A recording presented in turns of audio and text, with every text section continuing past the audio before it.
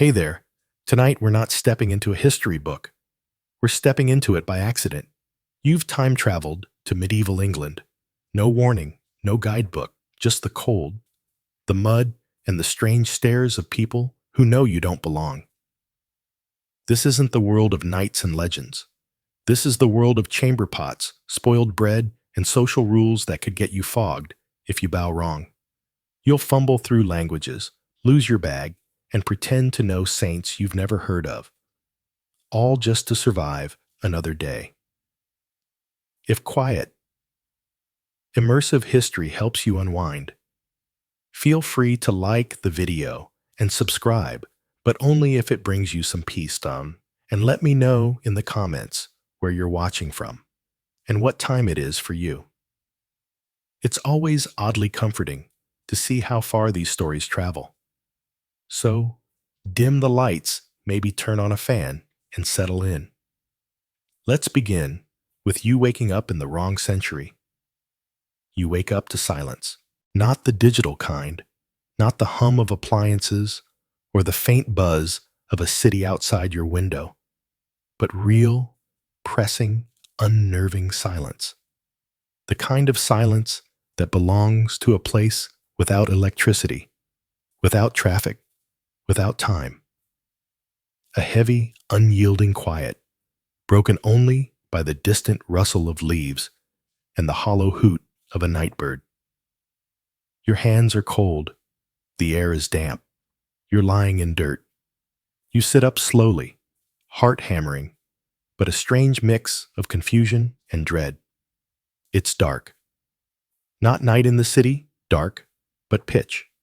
Total absence of light. Your eyes strain. Eventually, shapes begin to form.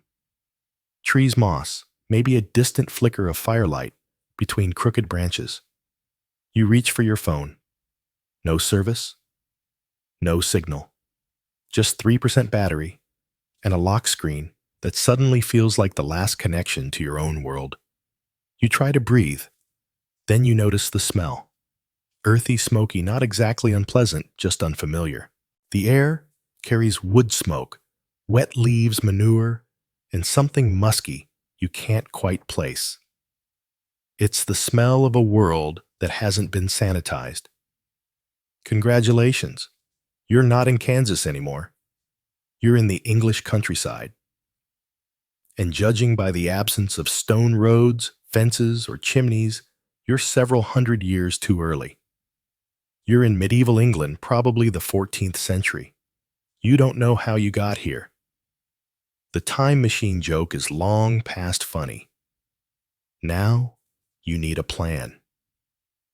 First rule, don't panic. Second rule, don't let anyone see you arrive. In the medieval world, people weren't necessarily terrified of strangers, but they were very interested in them. And if your clothing speech or behavior marks you as too foreign, too different, you won't get burned as a witch probably, but you will be talked about, questioned, and possibly robbed, or worse, forced into some story you can't control. So, you move quietly. The forest around you is thick, but not untouched. These aren't wild woods. They've been cut, scavenged, managed. Medieval England's forests weren't untouched nature preserves. They were heavily used for firewood, for hunting by nobles, for gathering mushrooms and berries by peasants if allowed. But most forest land was owned.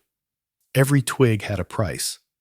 If you're caught breaking branches or dragging wood, and you can't prove you're a tenant of the local lord, it could be considered theft. And in this era, theft could get your hand chopped off. You walk toward the glow of a town still hidden among the trees. The lights are few, a smattering of torches or maybe hearth fires showing through crude wooden shutters. There are no street lamps, no windows of glass, just wooden planks with slits or animal hide stretched thin. Light leaks, flickers, then vanishes. As you get closer, you find the road. It's not paved, not even cobbled, just packed mud scored by cart ruts and pocked with puddles. Medieval roads weren't designed for comfort. They were functional scars across the land, often flooded slippery and worse after a freeze. You try to keep your footing, but already your shoes sleek, modern, unmistakable, are coated in grime. You take them off, hide them. Your socks go too. Clothing matters. You're wearing materials they've never seen. Synthetic fibers, zippers, stitching machines hadn't been invented. If you walk into town in jeans and a sweatshirt, you're an alien no matter how friendly you try to be. Best case scenario, they think you're from a faraway land. Worst case, they think you're an escaped lunatic. So you do what any prudent time traveler would. Bury your clothes in the woods. Tuck your phone deep into your bag. Tie your hoodie around a tree. Strip down to a thermal undershirt. It almost passes for a linen tunic. You pull your hair into something vaguely rustic. You rub a little dirt on your face and practice looking underfed. There's a town gate ahead. You approach it just before dawn. Towns in this period often had gates not to keep people in, but to keep animals and thieves out. Many had curfews, often marked by the ringing of a bell at sundown. After dark, entry was restricted, unless you had a very good reason. If you'd arrived earlier, you might have been turned away or even fined. But now, as first light creeps in soft blue and pink across the frost-touched earth, the town begins to stir. You enter with a small group of people. Traders, peasants, maybe pilgrims. No one notices you. The street is narrow, muddy. Houses lean at odd angles. Their timber-framed W and door meaning wooden slats packed with mud and straw. The roofs are thatched. The air smells like firewood and animal waste. Chickens dart across the path. You almost step on one. People here sleep differently. Most take a first sleep wake in the middle of the night for a couple of hours to stoke the fire, say prayers, or talk quietly, and then return to a second sleep. The idea of a single 8-hour sleep wasn't common. That's modern and rare. You pass what must be a blacksmith's forge. Soot-blackened walls, the smell of iron and sweat, a stable, a cook shop selling yesterday's bread, and something bubbling in a pot that smells like onions and despair. No one greets you. That's good. But they will ask eventually, who are you? In the Middle Ages, everyone belonged to someone, to a household, a guild, a parish, a trade. There's no such thing as a just passing through traveler. If you don't belong to a network, you're not protected. And if you're not protected, you're vulnerable to crime arrest or simple suspicion. So, you rehearse your answer. You're a pilgrim. That's the safest option. Pilgrims were common, and they could be from anywhere. A story about being on the road to Canterbury or Santiago de Compostela will satisfy most people. You invent a village 400 miles away, hoping no one here has relatives there. You bow politely when someone makes eye contact. Don't shake hands. That wasn't common yet. You speak as little as possible. Your accent is strange. Your grammar worse. You mumble. You smile faintly. And then someone offers you bread. It's dry, dense, mostly rye, probably bulked with barley and bean flour, but it's warm. You chew it slowly, nodding thanks, hoping the act of eating makes you look less like someone who fell from the sky last night. And just like that, you've survived your first hour, but the day hasn't even begun. You've been awake for less than an hour, and already you're someone else. That's how things work here. No passports, no IDs, no background checks, just stories. And in medieval England, your story is your protection. You need one fast. You choose the safest lie you can think of. You're a pilgrim. You tell your first version of it to a stable boy. He asks where you're headed. You pause. Canterbury. You say not because you're religious, but because it's the only medieval pilgrimage destination you can name under pressure. It works. He nods solemnly and goes back to mucking out straw. That's your new truth now.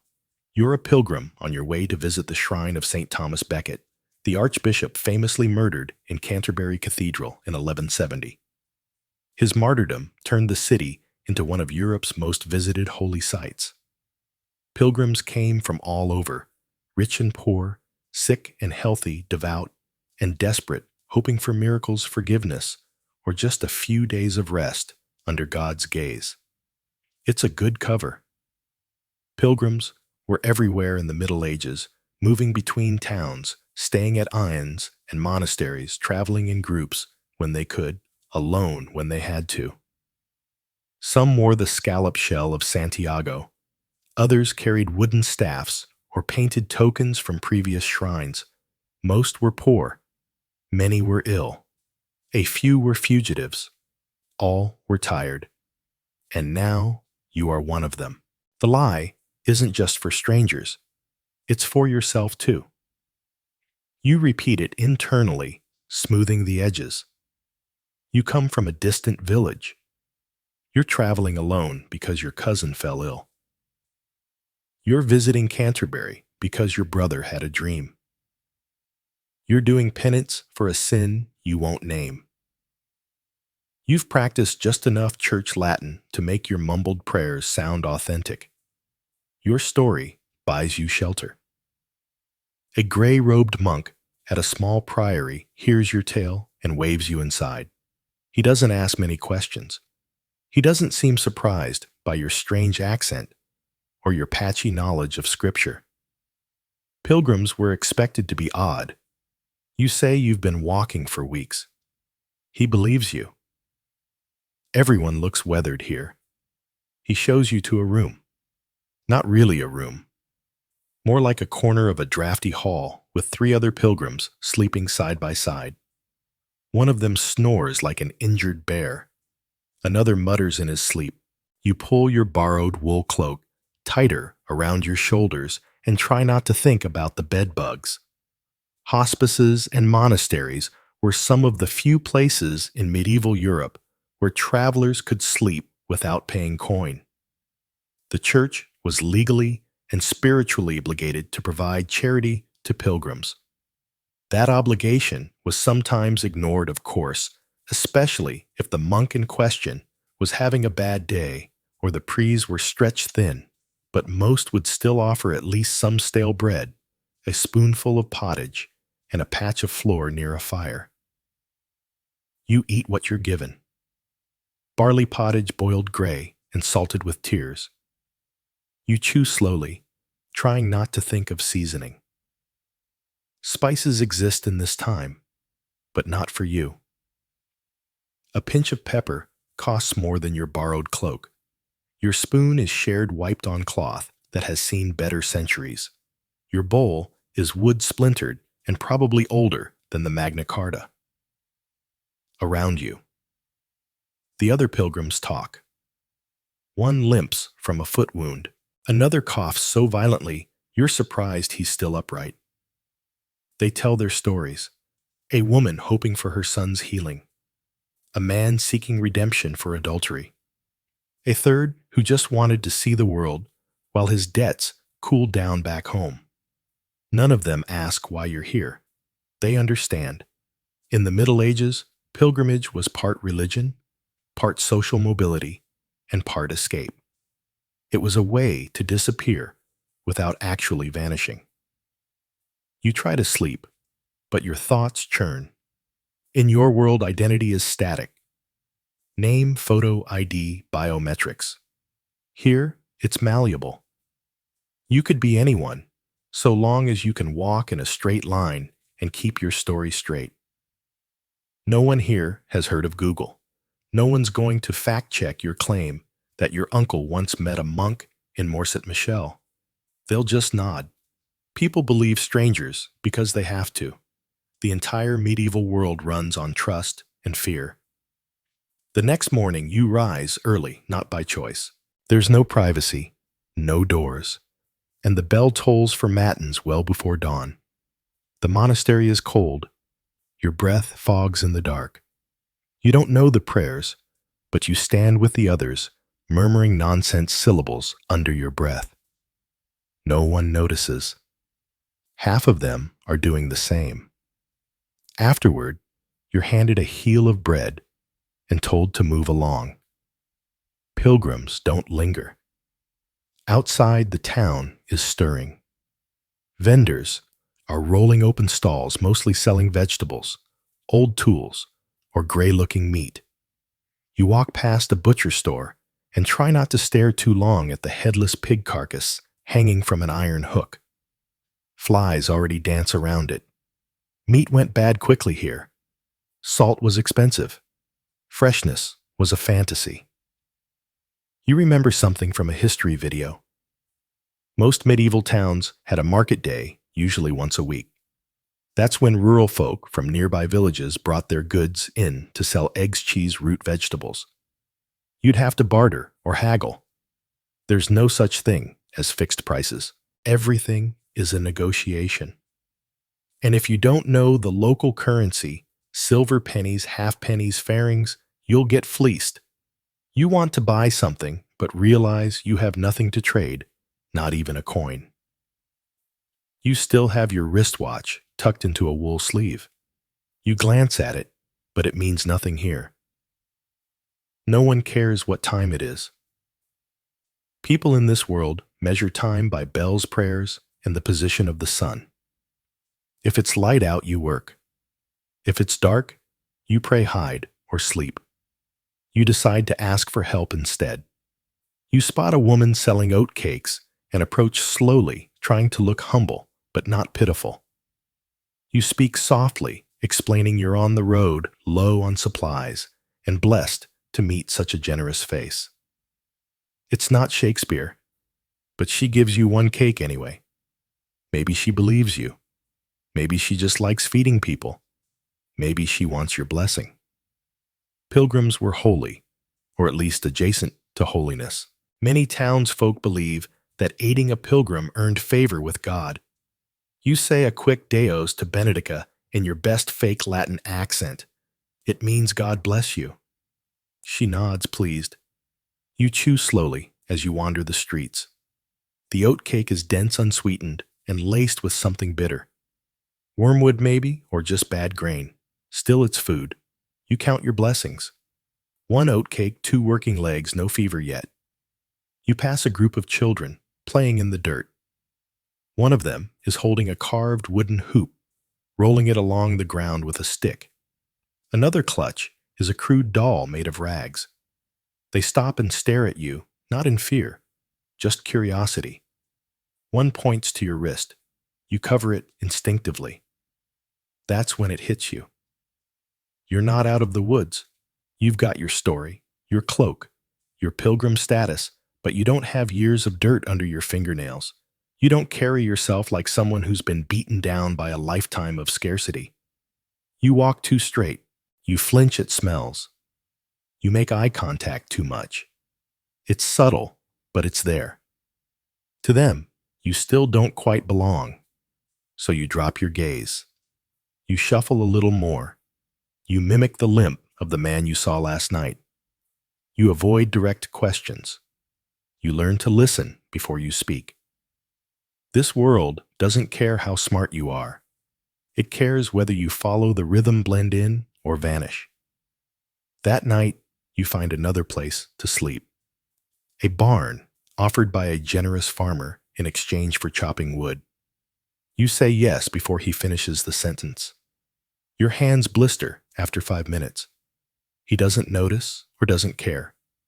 Labor is labor. Pain is normal. As you lie in the hay curled into a ball against the cold, you rehearse your story again. You're a pilgrim from the north, on the road to Canterbury, traveling for penance, alone, always alone. And as the stars turn overhead, bright and indifferent, you realize this truth. Lying is easy in the Middle Ages. Living is not. You wake to bird song and a stiff neck. The straw you slept on has shifted in the night, and now a twig has embedded itself somewhere beneath your shoulder blade. You roll over, slowly, swatting at gnats, and blink your eyes open to a patch of gray sky and the low, heavy branches of oak. There's no roof here, just tree limbs and fog. This is your camp now.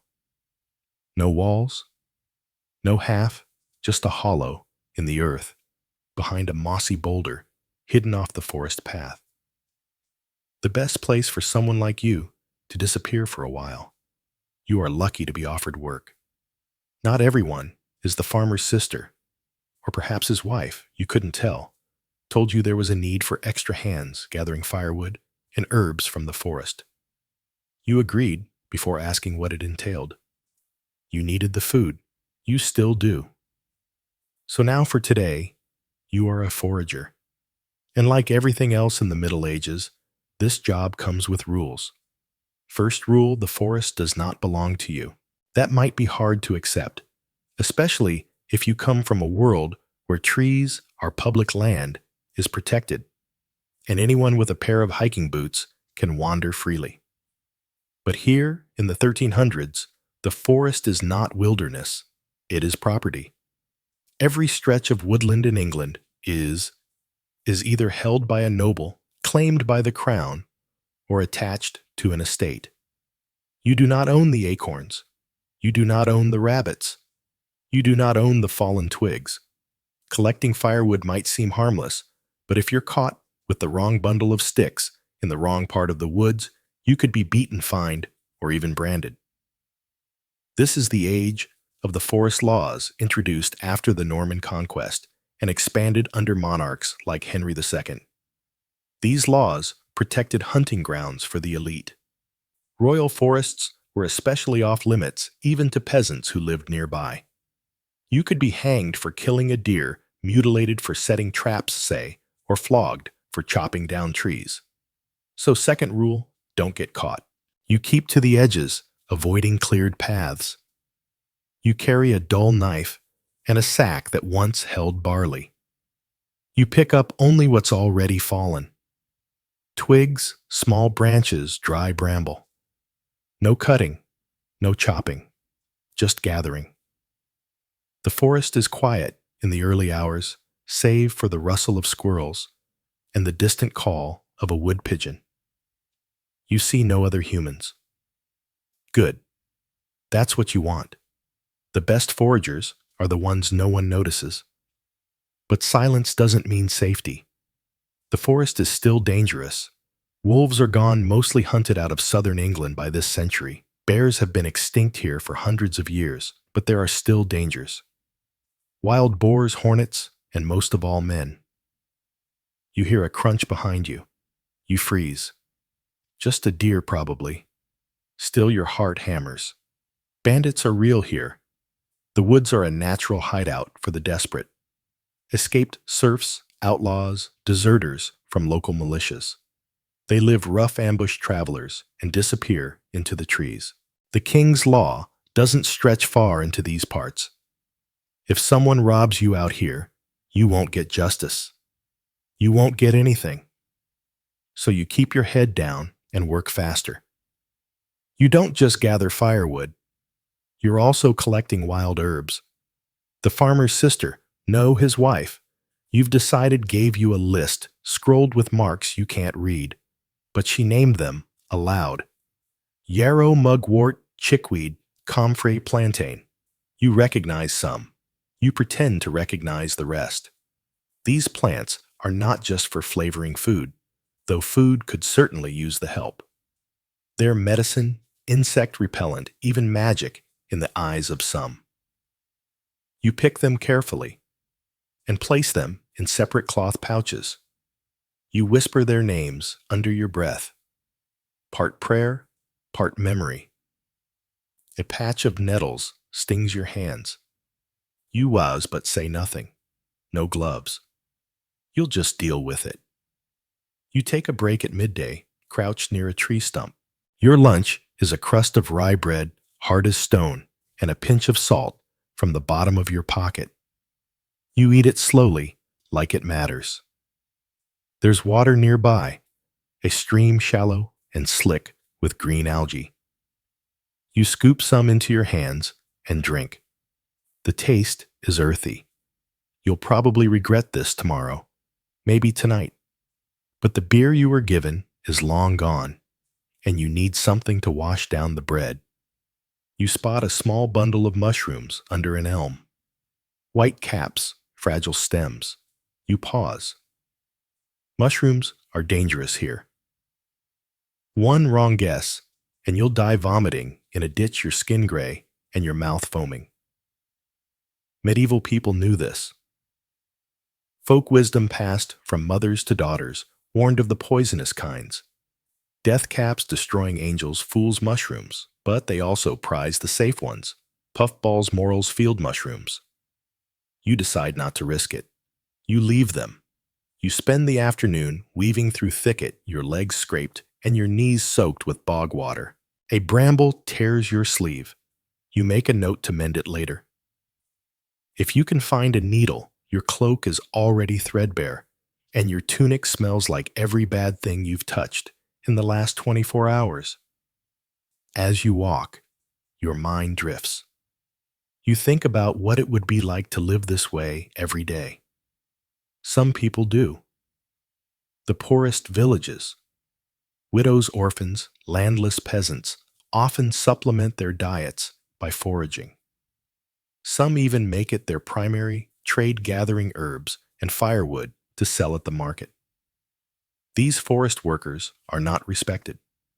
They're seen as borderline vagrants, useful when someone needs birch bark or sage ignored otherwise, but their knowledge is immense. They know which tree bleeds the cleanest sap, which root breaks fevers, which patch of moss makes the best pus. Their wisdom is passed quietly, never written down. You wonder how many secrets have already been lost. By late afternoon, your sack is full. Your shoulders ache. Your fingers are bleeding from thorns. You begin the walk back, retracing your steps to avoid any unfamiliar paths.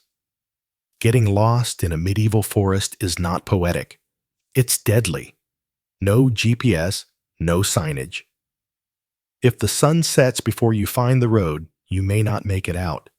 You emerge from the woods just as the sky begins to dim. The farmer is waiting near the fields. He eyes your haul and grunts approval. His wife takes the herbs without a word and drops a turnip into your palm. That's your pay. You want to complain. You want to say you worked all day for a root vegetable, but you don't. Because in this world, complaining is dangerous. Gratitude is safer. You nod and say thank you. She doesn't smile, but she doesn't hit you either. You eat the turnip raw, sitting by the dying embers of the farm's cook. It's bitter, but it fills the space in your stomach, just barely. That night, you sleep in the barn again.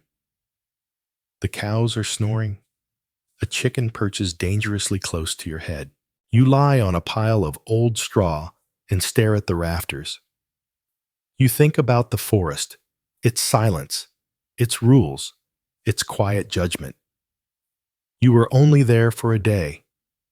Some people never leave. You really thought you were ready.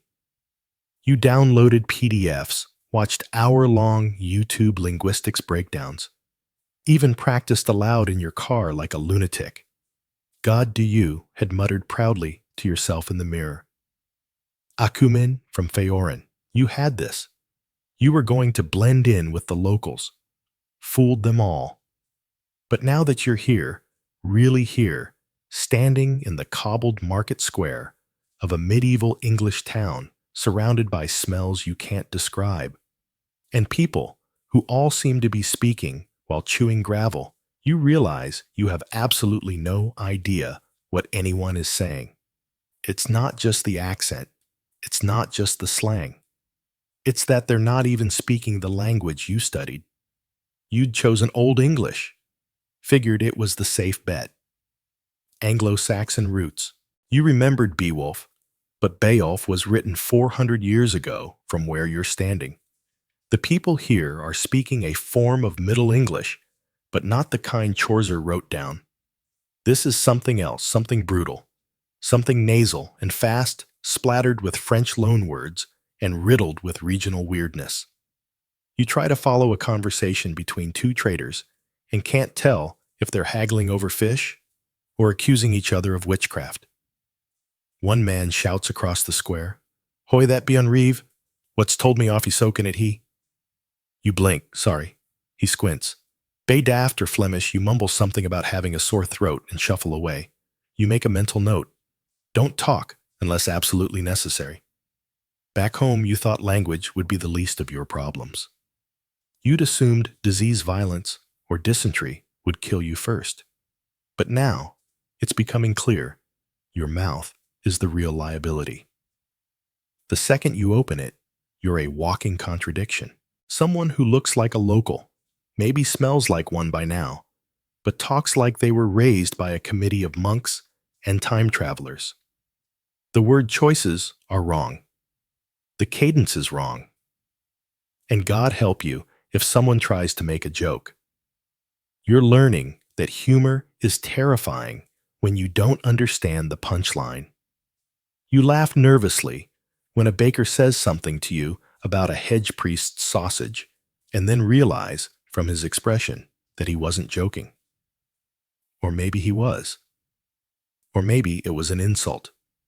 You start miming more, a lot more. Hungry, rub your belly. Tired, point at the sun and yawn. Need directions. Just walk with purpose and hope someone follows you. This isn't communication. It's charades for survival. Later that day, in the shadow of the parish church, you overhear two children arguing over a sheep. The older one yells, "Nay, I faint saw it go by the breck." The smaller one jabs back, "Nay, it was thine eyes gone, adult fool." You could not feel more foreign if you tried. You start cataloging phrases in your head, trying to reverse engineer meaning. Fain means glad or wanted. Brie must be some kind of hillfield. Maybe you don't even know what century you're linguistically in anymore. Then there are the loan words.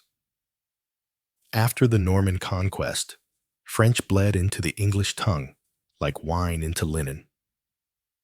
Nobles speak in a clipped, smoother dialect laced with Latin and French, while the peasants bark with thick consonants and nasal vowels. You start to realize that class is audible here. You can hear who owns land and who sleeps in a ditch, just from how they pronounce the word bread. You try saying pardon to a noble, and he nods. You try the same word to a stable hand, and he spits. At one point, desperate to communicate, you try to recall some Latin. Big mistake. A friar overhears you reciting an old phrase from a textbook and asks where you trained. You panic and say, "Rome." So, he frowns and starts asking questions about church councils you've never heard of. You fake a cough and limp away. You now have a new rule. No Latin unless it's in a prayer, and you're not the first to say it. Later you find yourself in a cook shop, trying to purchase what you think is a pasty. You point. The cook stares at you. 2 farings, she says. You hold out a handful of pennies. She picks out 4 of them, then slaps your wrist and takes a 5th. You blink. No more. "And yesterorn's bread for you," she mutters, handing you something that smells like a barn floor.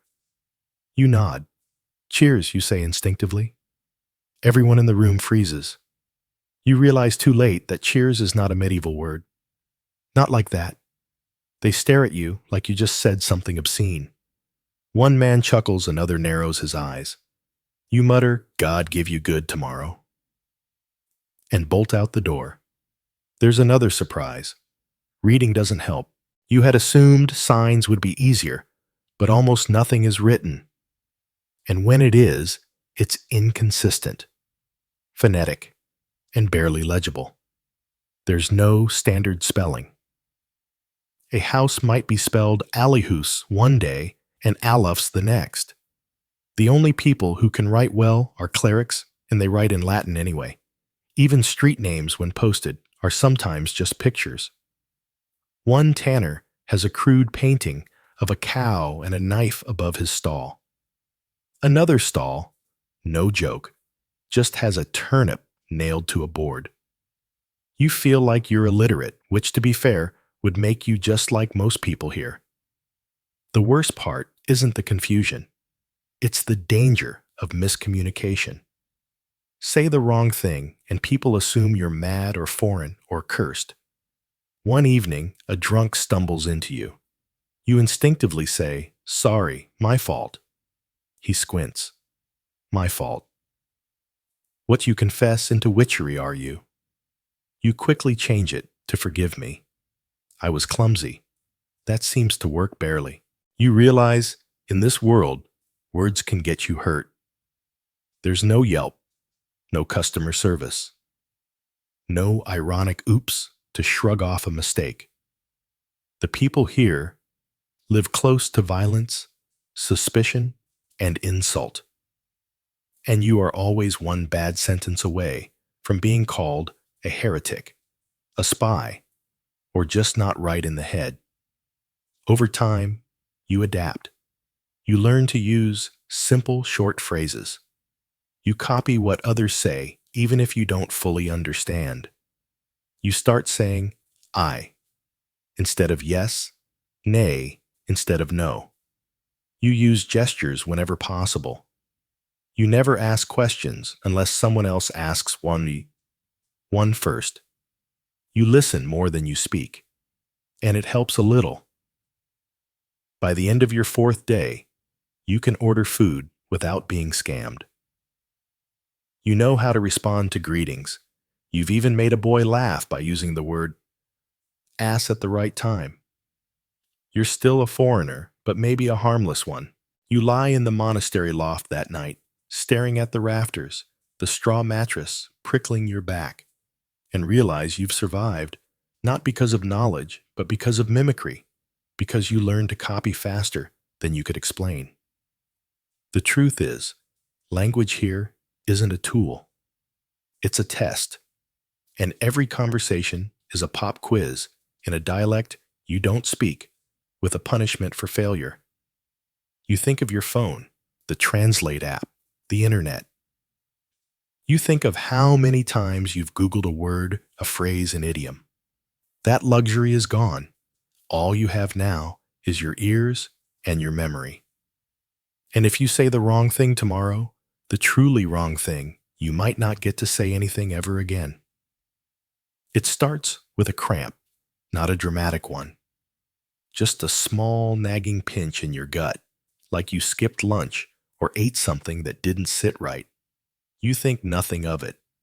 You've had worse after airport sushi, but within the hour, you're curled up behind a pigsty, clutching your stomach, and praying to a god whose prayers apparently smell like manure.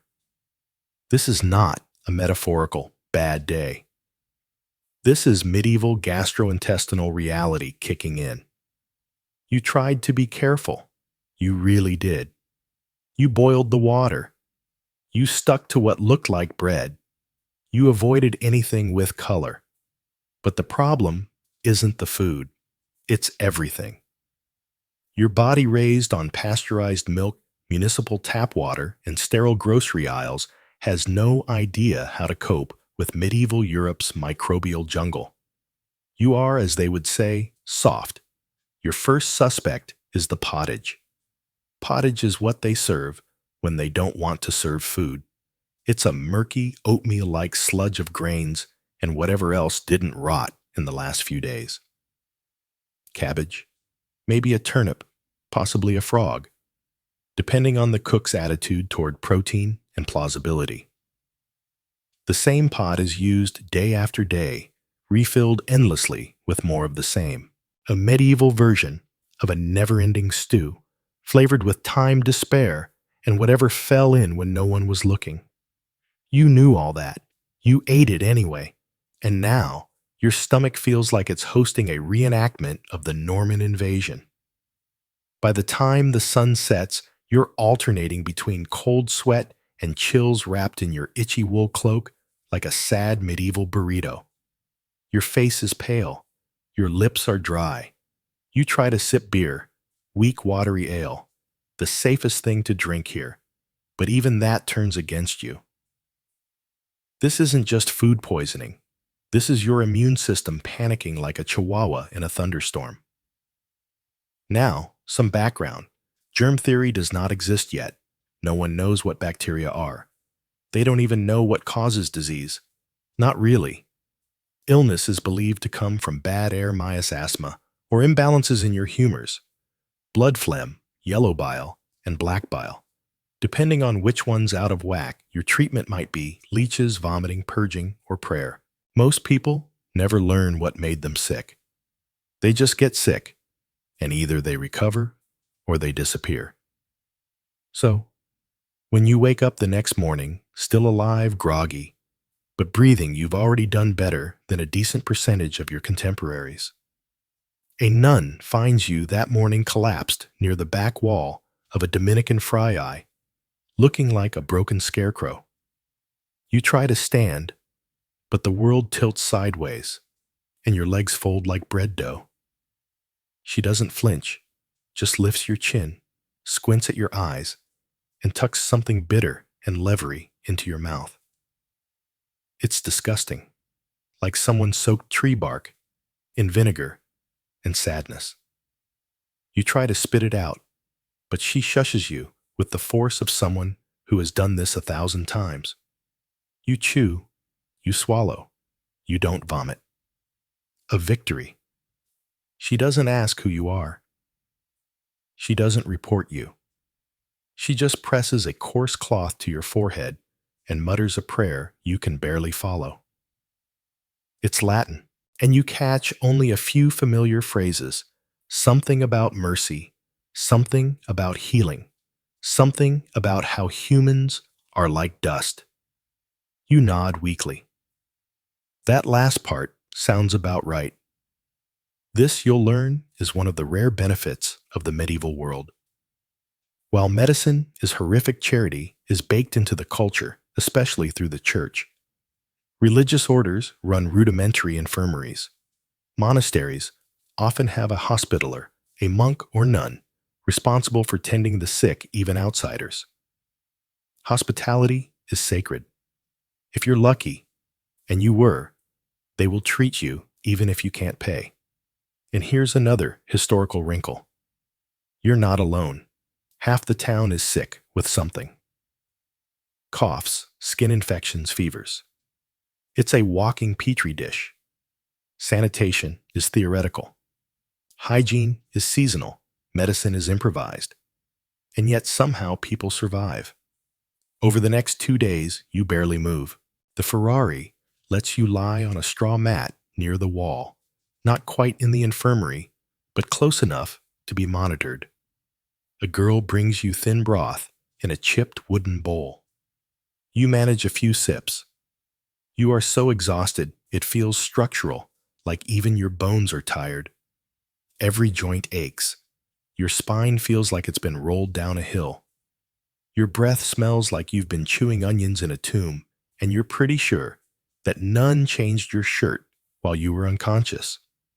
You'll thank her later. When you finally manage to sit upright without tipping over, you hear it. The bell tower striking sex noon. Time is marked here not by watches or apps, but by bells. 7 canonical hours, each a holy checkpoint. You learn them by accident. You become a creature of bells, of hunger, of gut sounds, and the occasional vision of Saint Peter riding a flaming goat. Okay, that part might have been the fever. By the 3rd day, you've graduated to walking slowly. You help sweep the courtyard to show your gratitude. Your legs wobble like they've forgotten what being vertical means, but you don't collapse. The friar overseeing you nods in approval. He offers you another lump of that foul root stuff. Maybe wound, maybe licorice, maybe just dirt, and you chew it dutifully. He claps you on the shoulder. You take it as a blessing or a warning. You've been sick, really sick. But you didn't die, and that makes you a statistical outlier. Historically speaking, many people didn't get better. Illness in the Middle Ages could mean anything from a passing bug to your last few days on Earth. Infant mortality rates were horrific. The average life expectancy hovered around 35, but that's skewed heavily by child deaths. If you made it past 10, you had a decent shot at surviving to 50. But illness was never a surprise. It was a companion part of life. You expected it, endured it, and when it came for your neighbor or your child or your spouse, you grieved briefly and carried on because there was always more to do. Always another fire to stoke, another field to plow, another mouth to feed. You learned something else in your recovery. People don't talk about sickness the way you're used to. No long venting sessions. No long-winded symptom breakdowns. No, how are you holding up texts? They shrug. It's the season, they say, or it's God's will, or just it happens. And in a way it makes sense. When illness is everywhere and medicine barely functions, talking about it doesn't help, so they don't. It's humbling and a little terrifying. Because if you fall sick again, and you probably will, you might not be lucky next time. You might not find the nun. You might not be near a fry-eye. You might just collapse in a gutter and not wake up. The next day, you feel strong enough to leave. The friar gives you a pat on the back. The girl with the broth smiles shilly. You try to say thank you in the local dialect, but it probably comes out closer to, I kneel in the direction of your turnip. They don't correct you. You walk out of the fry and into the morning light. A little bent, a lot grateful, and 7 lighter.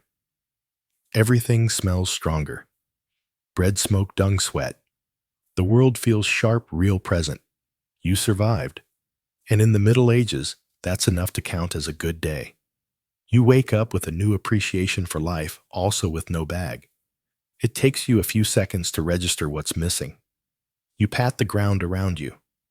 Check under your straw mats, then under the mat of the man beside you, who is snoring with the delicate subtlety of a charging ox. Your satchel, the one that held your last pair of socks. 2 small coins, a now precious bar of emergency chocolate, and your hidden compass is gone. Vanished along with any lingering belief that you are beginning to blend in. You sit up and look around. It's morning in the back alley of a town that doesn't know your name and wouldn't care if you drop dead in it. Somewhere, a bell tolls the hour. Nearby, a vendor shouts about cabbage in a voice that could tenderize meat. Life goes on. Just not your life. Not as planned. Let's be clear. You've just been robbed and nobody cares. There's no police station, no mounted guards patrolling with notepads and radios, no 911 dispatcher asking, what's your emergency? The only law enforcement around is the BEF, and his main job is making sure your taxes get paid, not returning your missing socks. You try mentioning your loss to a woman sweeping her doorstep. She glances up, shrugs, and mutters something that roughly translates to, welcome to town. You tell a local friar. He frowns sympathetically, says a prayer for your misplaced satchel, and suggests perhaps it was God's will. You mention the word stolen to a baker. He laughs so hard he nearly drops a tray of rye bricks. Not because he thinks you're lying, because, of course, it was stolen. What else did you think would happen? In medieval towns, theft is not an outlier. It's part of the natural order, right up there with mud, poor dental hygiene, and sudden outbreaks of fire. Everyone is poor. Everyone is desperate. And anything you leave unattended is considered up for grabs. That's why locals carry their valuables tied to their belts, tucked in hidden pouches, or quite literally sewn into their clothes. Wealthy merchants often hired boys to shadow them, not as apprentices, but as moving alarms. Even nuns kept a weary eye on their coin purses. Sanctity is no match for scarcity. And knives. Those aren't accessories, they're necessities. Every peasant has one. Every merchant carries one. Even small children sometimes carry small blades, not for fighting, but for cutting bread, slicing apples, and if absolutely necessary, making sure someone doesn't take the bread or the apple. Theft wasn't just tolerated. In many cases, it was expected. Eventually, you return to the Fryi where you've been staying, where you recently recovered from your first medieval stomach catastrophe. You recount the theft again with a bit more drama this time. You add sorrow.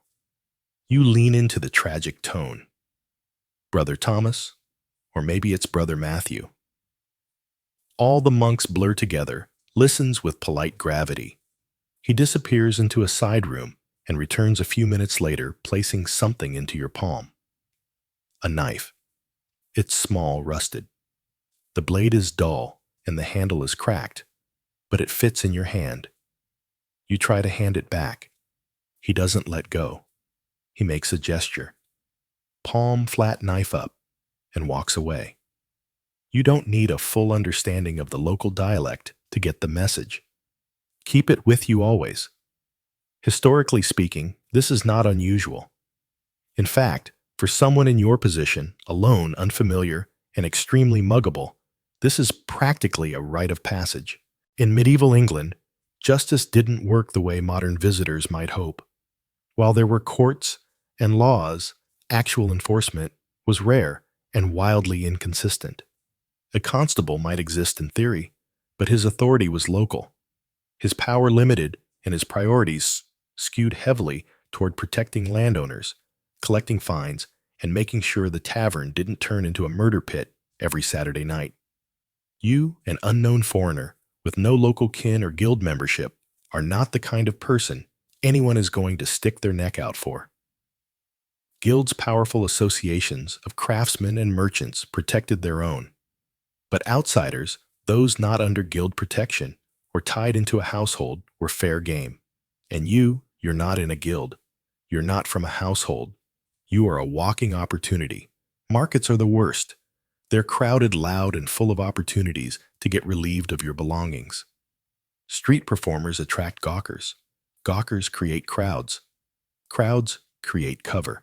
And somewhere in that chaos, a cut purse practices his art. Theft is so common that it's priced into everything. The merchant selling you a dusty apple has already accepted that 3 more will go missing before noon. The baker keeps his coin jar buried in flour. The butcher keeps his cleaver sharp and visible. And when thieves do get caught, well, that depends on who they stole from. Punishments are theatrical, often gruesome, and wildly inconsistent.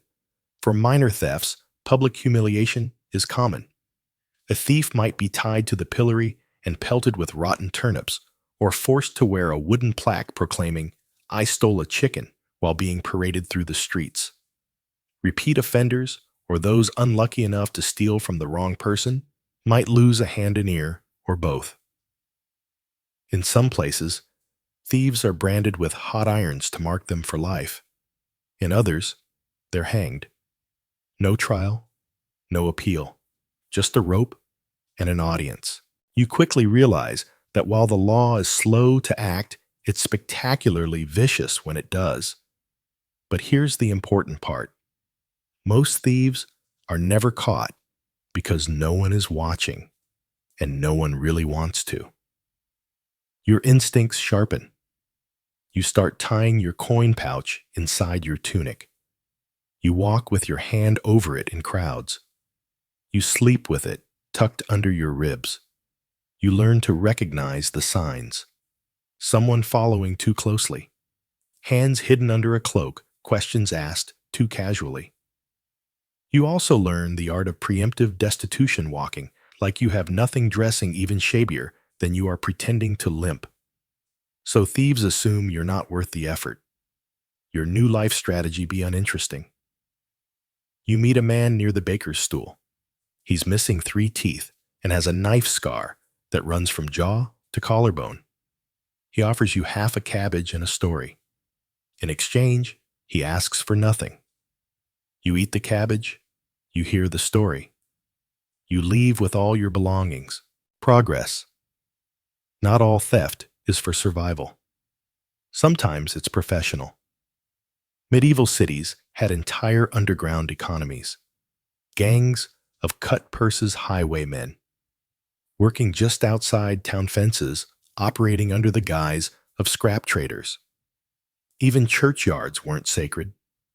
Pickpockets operated during services because they knew half the congregation was too deep in prayer to notice their purse vanishing.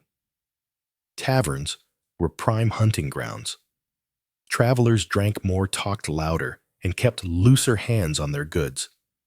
Some innkeepers even encouraged the practice, skimming the unlucky and taking a cut from the thieves in return. You've met at least 3 pickpockets. 2 robbed you. 1 taught you how to walk, like someone not worth robbing. That one you almost trust. Almost. By week's end, you've hardened. You don't speak unless you must. You carry your knife dull, though it is like it matters. You nod instead of smile. You walk wide around beggars wearing boots nicer than yours. A local calls you wise. You take it as a compliment. You trade a half onion for a crust of bread and what might be sausage. You eat it anyway.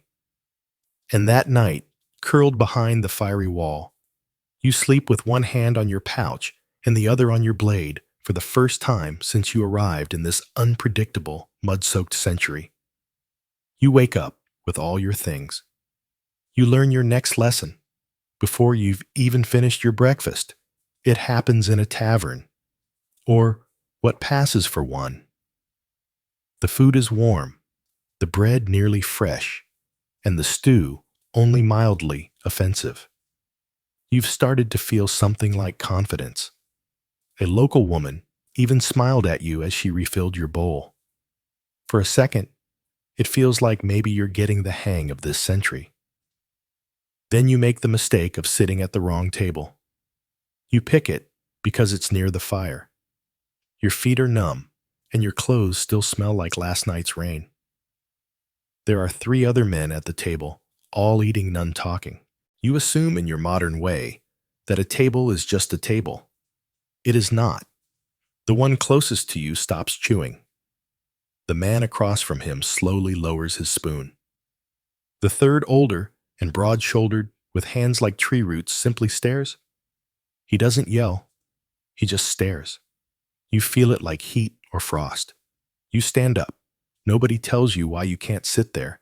Nobody needs to. You already know. You're not the same. Not in dress, not in posture, not in class. In medieval England, social hierarchy isn't just about power. It's about place, and you're out of yours. You take your stew to a bench by the door. It's colder, but safer. You begin to notice it everywhere.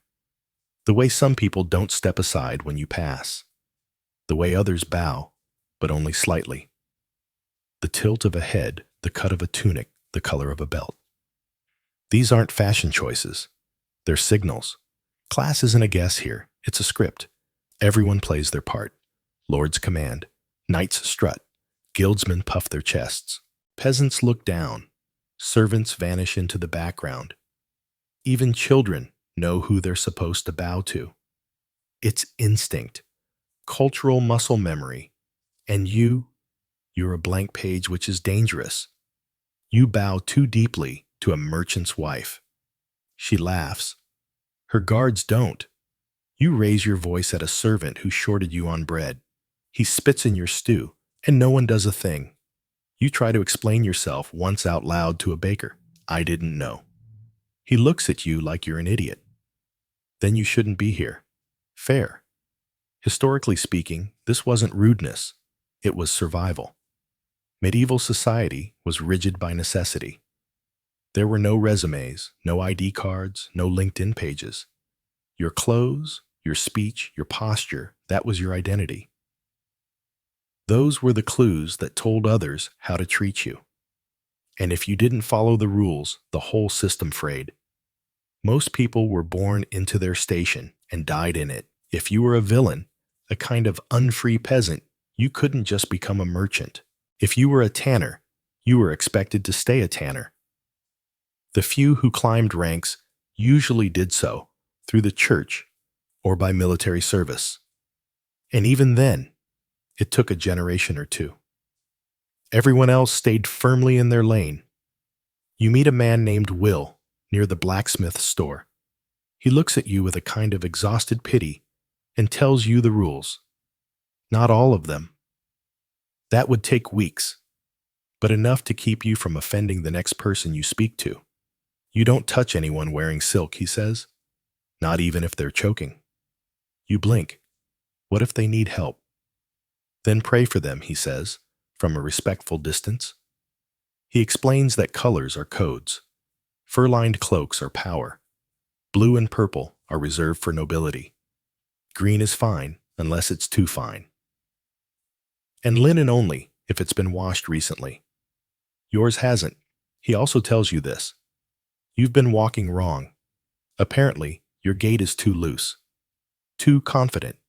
You don't step softly enough. Don't lower your head fast enough.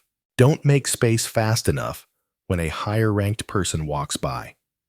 You move like someone who's never been hit for moving wrong. He says they'll fix that, and they almost do. That afternoon, you try to get a better spot near the public well. The water's cleanish, and the sun is warm.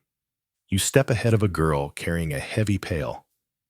She looks about 13, face sunburned, hands roar.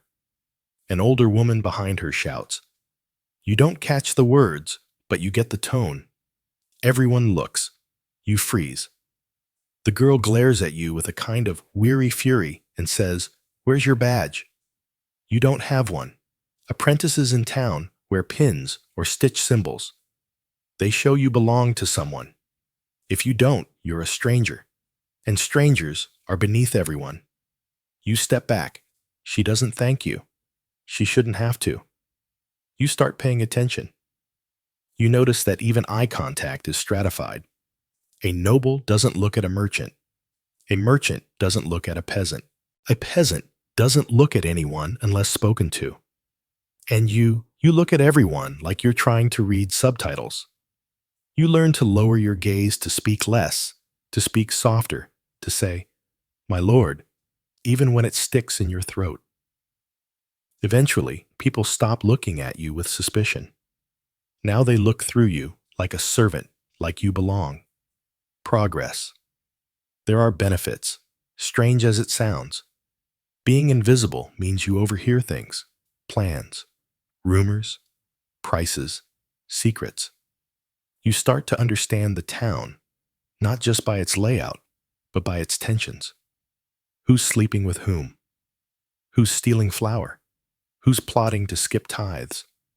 You become a shadow with ears. You also become tired. It is exhausting to carry the weight of invisibility. You begin to dream of modern things, not for comfort, but for clarity. A line, a menu, a name tag, something to tell you where you stand. Because here, you never quite know. You're not noble. You're not guild. You're not clergy. You're not a peasant. You're not a pilgrim. At least not a convincing one. You're a gap in the system. Tolerated, but not trusted. A body in borrowed clothing. One night, a boy bumps into you in the dark and mutters, "Watch it, Lorne. You should be angry. You should be indignant." But all you feel is relief. He thinks he knows what you are. That's the closest you've come to belonging. You're sitting on a low stone wall, chewing something that was allegedly bread. When you make the mistake, you're trying to find north. You don't mean to show off. You just want to know where you buried your emergency items 2 days ago in the woods. You dig into the pouch you've sewn into your tunic lining and palm the compass. Just a glance, a peek. It's small, discreet, and blessedly accurate, unlike medieval directions, which seem to be based entirely on how loudly someone can point. Unfortunately, you're not as discreet as you think. A boy passing by stops eyes wide. "Is that a jewel?" he asks, in something halfway between French and curiosity. You snap the compass shut and shove it back into your tunic, but it's too late. He's already shouting for someone. His uncle, maybe, or a local gossip merchant. Within minutes, you've got a small crowd staring at you, like you've grown a second head, and it's singing in Latin. A woman crosses herself. A man mutters about Eastern sorcery. A priest somewhere nearby starts walking your way. You walk away casually, calmly. Absolutely, not at a pace that would be considered fleeing. Just brisk. This is your warning. Nothing screams, "not from here," like pulling out an item no one can name. Even the simplest modern object, a pen, like a zipper, a plastic button, can trigger suspicion. Not always because it's terrifying. Sometimes it's just unfamiliar enough to be interesting. And in a town where interesting is one step away from dangerous, that's not a compliment. Remember, the medieval worldview doesn't make space for weird but harmless. Things are either part of the natural order or they're not. And if they're not, they probably came from the devil, or the East, or both. Later that afternoon, as you lean against the fry wall, pretending to read a religious carving, the local priest finds you. He's not hostile, just curious. Too curious. He asks where you're from.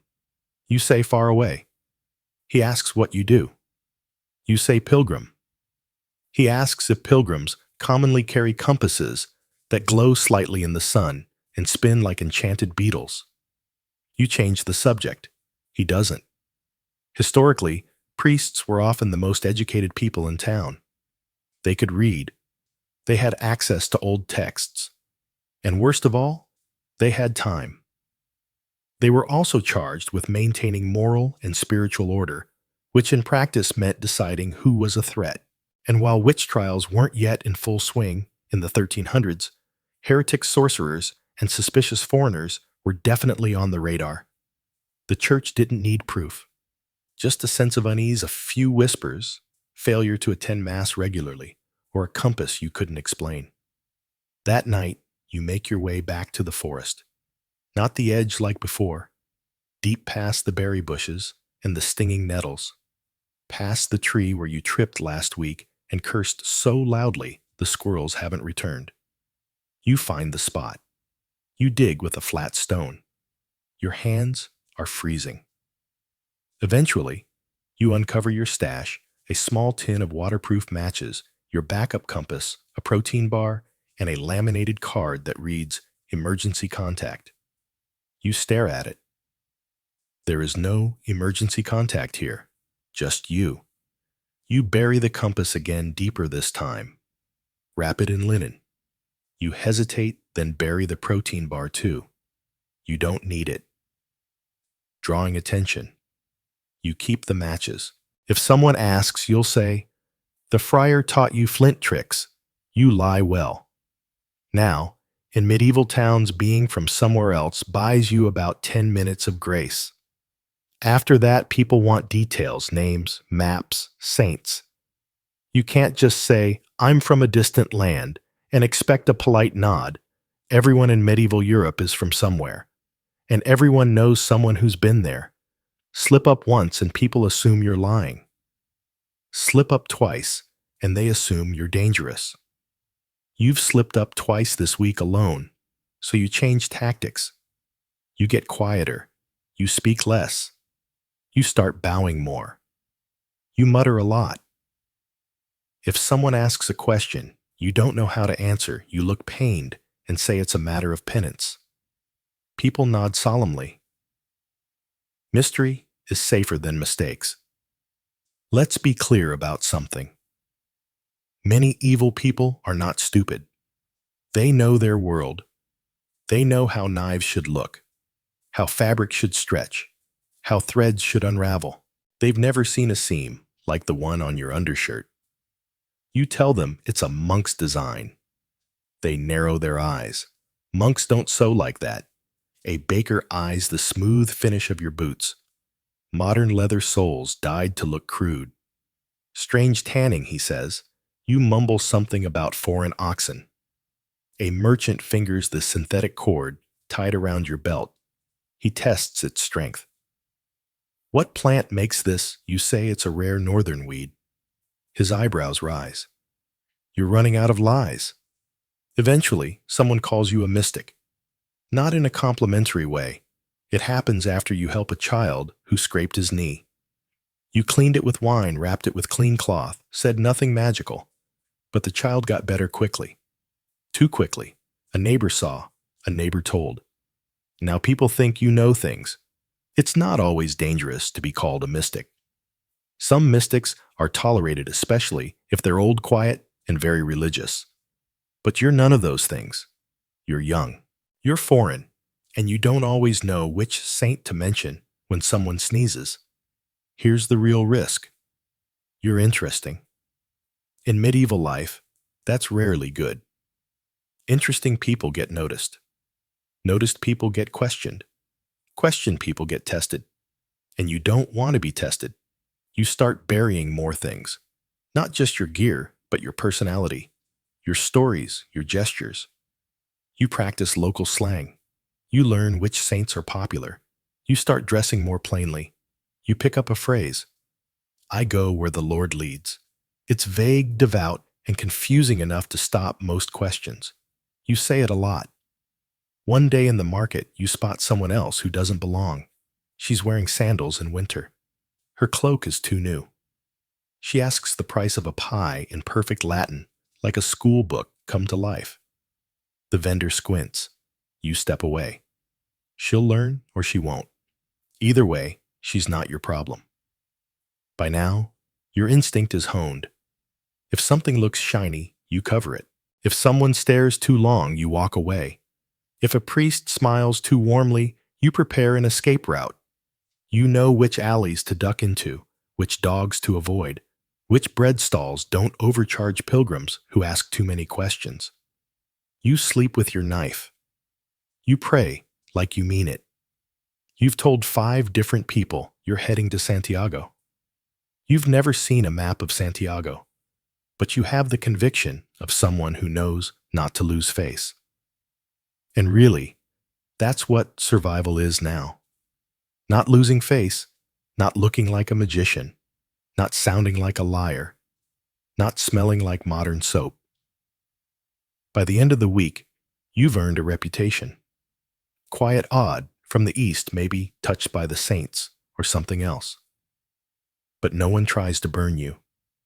No one drags you before the magistrate. No one digs up your stash, not yet. And in the Middle Ages, not yet, is a kind of victory. You're getting better at disappearing.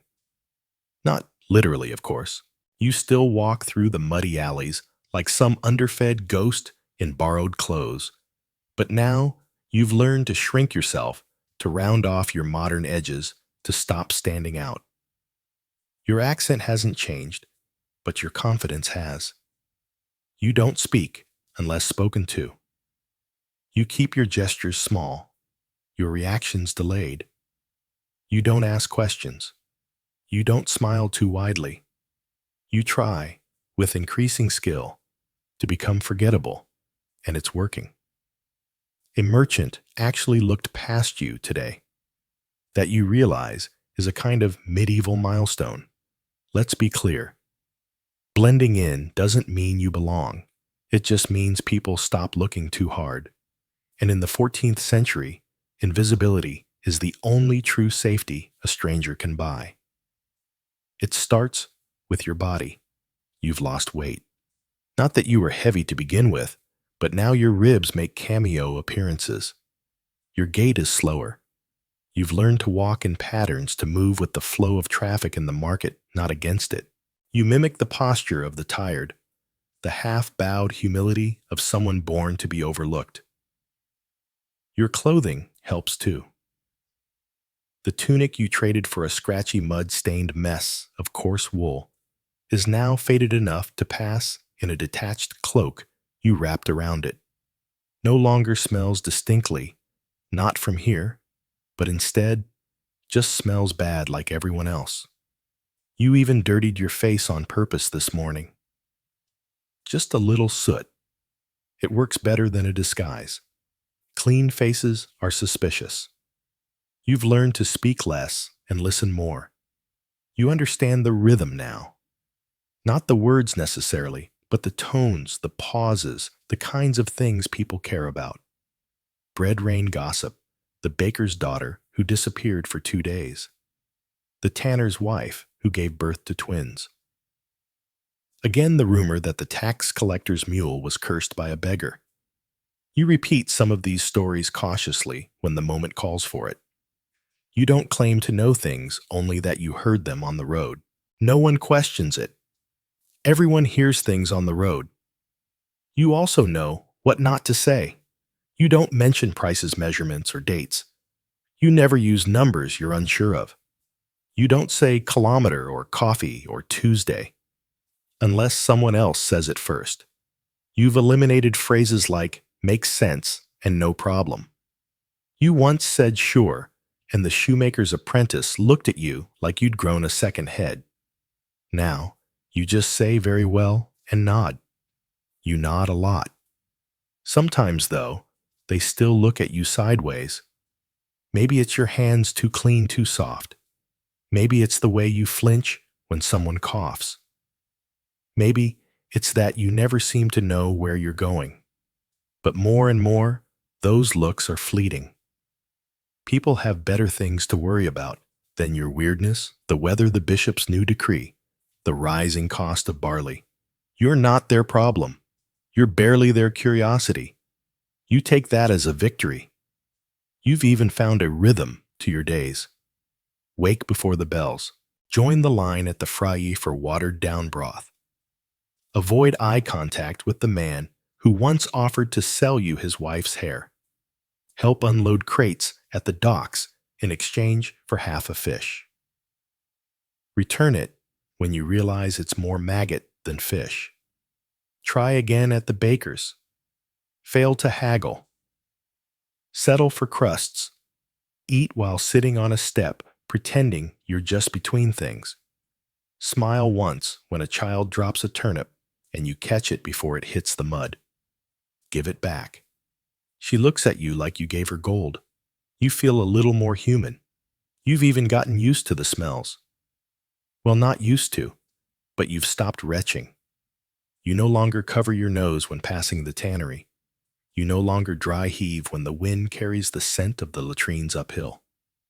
You don't gag at the sight of dead animals being flayed in the open air. Now you just squint and walk faster.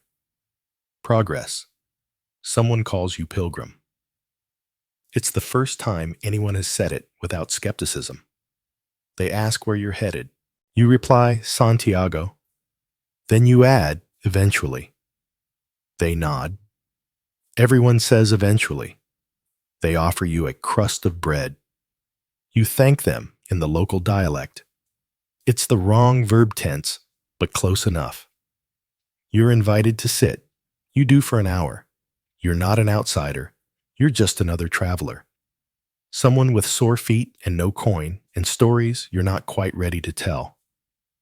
You sit with your back against a wall, eating stale bread beside someone whose name you didn't catch. You share a silence that isn't awkward. You listen to church bells. You watch chickens fight in the mud. You could almost believe you belong here.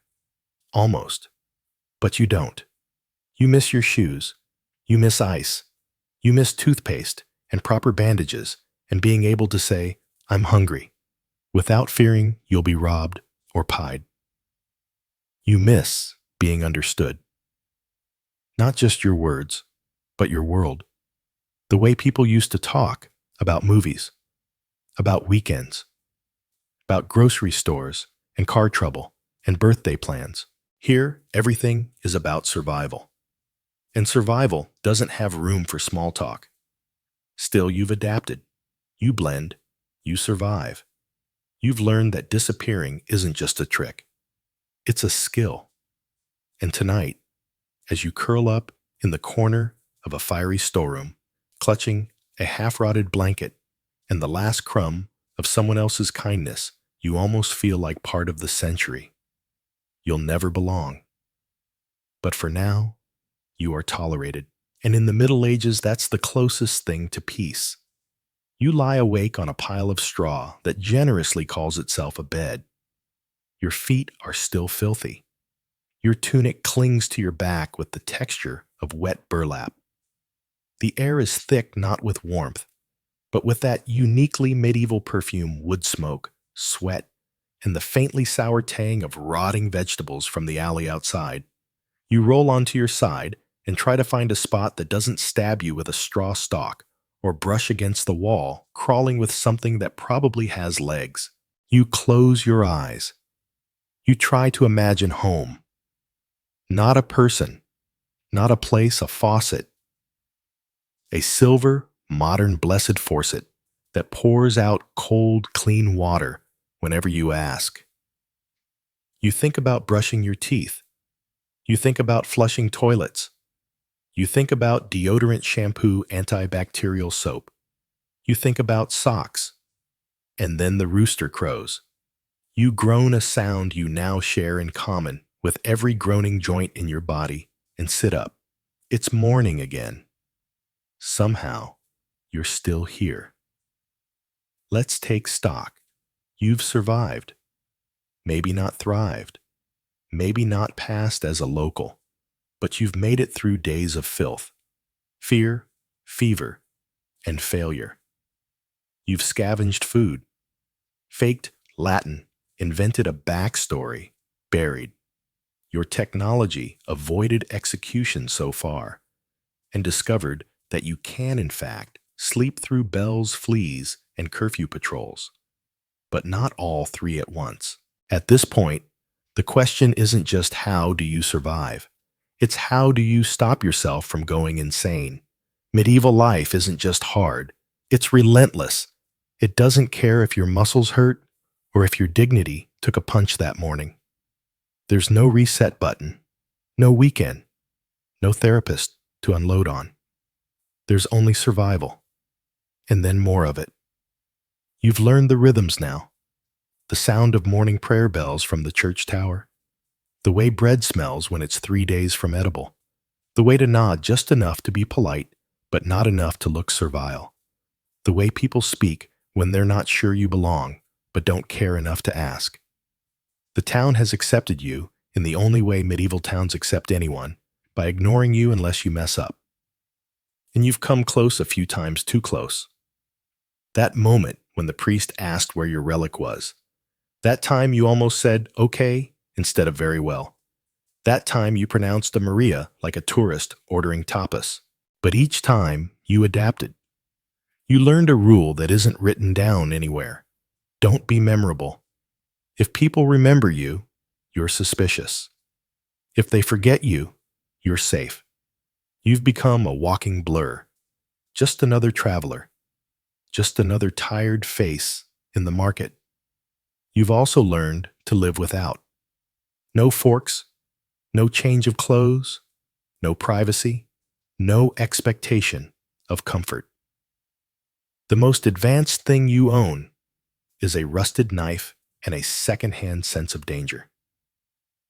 Your favorite meal this week was pottage with visible beans. Your proudest moment was successfully not vomiting after drinking water from a bucket that had until 5 minutes earlier been used to soak feet. Your deepest moment of joy was washing your face in a clean stream and realizing it didn't burn. And somewhere along the way, your body began to adjust. The blisters hardened, the nausea faded. Your ears began to recognize the rhythm of the local dialect. Your eyes adjusted to candlelight. You even started to forget what your phone looked like. There are things no one tells you about time travel, like how boredom becomes a kind of parasite gnawing at your skull in the slow hours between meals and chores, or how hard it is to go a full week without seeing glass, hearing music, or laughing at something on purpose. or how much of the world used to be lived in silence. No hum of electricity, no engines, just fire bells, footsteps, and voices, always voices. And how some part of you, some strange, unevolved sliver of your brain, begins to like it. Not the filth, not the hunger, but the stillness, the clarity, the way that life here strips itself down to raw need. Eat, sleep, work, survive. You think less about emails, less about bills, less about the passive chaos of your own timeline. You think more about the next bowl of soup, the weather, and the man in the corner who's been eyeing your coin pouch too long. But don't get too romantic about it. This isn't a noble past. It's just a hard one. You've seen too many coughs that didn't get better. Too many children carrying loads twice their weight.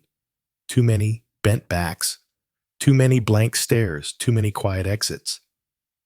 You understand now, in your bones, that most people didn't live history. They just survived it. Night falls again. You lie on your straw mats, slightly less itchy, slightly more resigned. You hear the familiar shuffle of shoes on stone outside the free walls.